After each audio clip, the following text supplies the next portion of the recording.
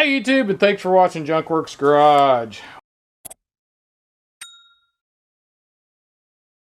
Well, I got my rigid impact here. It's the Octane one, so you can't get this one anymore. It's the R86211.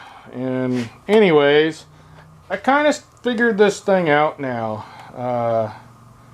We got a full battery here. That's something too. You got to pay attention to the battery and that kind of stuff. But these speeds, I've been having trouble trying to figure it out, and I finally figured out the speed part's fine, but the auto.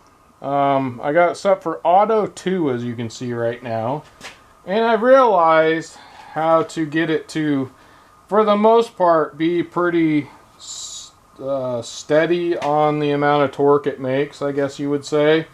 And I found auto 2 actually worked pretty good for a lot of things. Yet again, this is one of those places where you got to figure it out for yourself. Your gun might be completely different than mine. But what I was trying to do is stick these on here and then just going for it, trying to put it on. What I found out to figure this out is if you put it on until it pretty well stops, you might get one click out of it.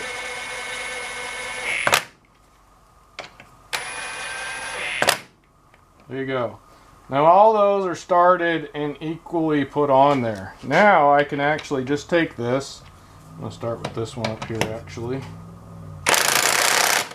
And go till it stops.